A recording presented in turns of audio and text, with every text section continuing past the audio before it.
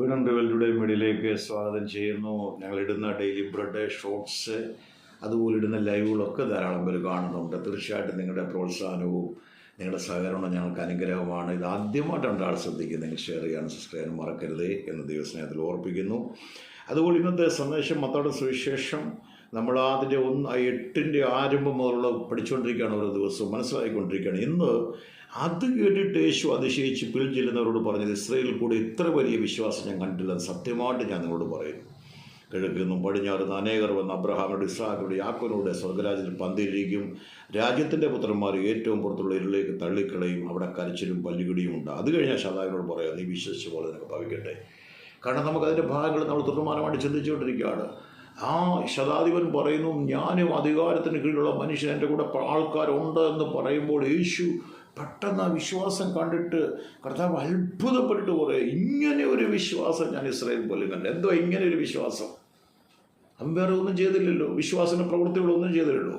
അവൻ ചെയ്ത വാക്കാണ്, യേശു ദൈവപുത്രനാണെന്നും അധികാരത്തിൻ്റെ കീഴിലാണെങ്കിലും കോടാനുകോടി ദൂതന്മാർ അവനോട് കൂടെ ഉണ്ടെന്നുമാണ് അവൻ വിളിച്ച് പറഞ്ഞത്. ശരിക്കും അതാണ് നടന്നത്. കർത്താവ് വന്നിട്ട് പറയുകയാണ് ന്യായവിധിയുടെ കാര്യം. അന്ന് അബ്രഹാം എന്ന് ആ പടിഞ്ഞാറും കിഴക്കും എല്ലാം കർത്താവ് എല്ലാവരെയും കൂട്ടിവരുത്തും. എന്നിട്ട് രാജ്യത്തിൻ്റെ പുത്രന്മാരെ, അവിടെ എഴുതിയിരിക്കുന്ന എന്തോ അവിശ്വസിക്കുന്നവരെ, ഈ സുവിശേഷം മനഃപൂർവ്വം തള്ളിക്കളയുന്നവരെ, ഈ എന്തോ ഇത്ര വലിയ രക്ഷയെ ഗണ്യമാക്കാത്തവരെ, അങ്ങനെയുള്ളൊരു ഭാഗത്തെക്കുറിച്ച് അവിടെ കരച്ചിലും പല്ലുകടിയും ഉണ്ടാവും അന്ന്. ആമേൻ. അത് കഴിഞ്ഞ് പറയുകയാണ്, ഹല്ലേലൂയ, നിൻ്റെ ബാല്യക്കാരന് സൗഖ്യം വന്നിരിക്കും. നാഴിയിൽ തന്നെ യേശു നിന്നൊരിടത്ത് അതിൻ്റെ ബാല്യക്കാരൻ കടന്ന ഒരു സ്ഥലത്ത്, പക്ഷെ പെട്ടെന്ന് അവിടെ മൂവ് ചെയ്യാൻ ദൂതന്മാരുണ്ടായിരുന്നു. അതാണ് അവൻ ആദ്യവും പറഞ്ഞത്, നീ അധികാരത്തിന് കീഴിലുള്ള മനുഷ്യൻ. എന്നുകൊണ്ട് പറയട്ടെ, ദൈവിക സുവിശേഷങ്ങളും ദൈവവചനങ്ങളും ചിലപ്പോൾ നമുക്ക് പെട്ടെന്ന് ബുദ്ധിക്ക് മനസ്സിലാക്കാൻ കഴിയാത്തതാണെങ്കിൽ പോലും ഹൃദയക്കണ്ണ് തുറന്ന് ഒരു സമർപ്പണ മനോഭാവത്തോടെ എനിക്കത് അറിയണം എന്ന് പറയുമ്പോൾ ദൈവം നമുക്കത് വെളിപ്പെടുത്തരും. സ്വന്തം ജനം കൂടുണ്ട്, അവരുടെ കൂടെ അത്ഭുതങ്ങൾ, വലിയ മിറക്കിൾസ് നടക്കുന്നു.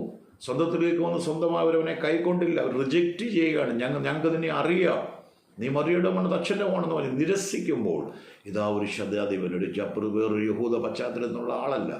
അദ്ദേഹം വന്ന് കർത്താവിന് മാന്യത കൊടുത്ത് പറയുകയാണ്.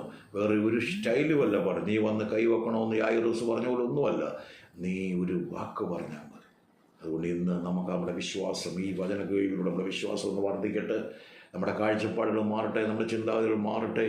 നമുക്കൊന്ന് വിശ്വസിക്കാം, അതേ ആ കർത്താവ് ഇന്ന് വചനമായി കൂടെയുണ്ട്. വിശ്വാസത്തോടെ നമ്മൾ പറഞ്ഞാൽ ഇന്നും ആ വചനം തന്നെ ക്രിയാൻ ശക്തിയുണ്ട്. നമ്മൾ വിശ്വസിക്കുമ്പോൾ അത്ഭുതങ്ങൾ ദൈവം നമ്മുടെ ജീവിതത്തിൽ ചെയ്യും. ഈ സമയത്ത് രോഗികളായിട്ടാലും കേൾക്കുന്നുണ്ടെങ്കിൽ അവരെയും അവരുടെ മേലെ ദൈവത്തിൻ്റെ ശക്തി വരട്ടെ. വലിയൊരു നിറവിനാൽ ദൈവം നിറയ്ക്കട്ടെ. ആമേൻ.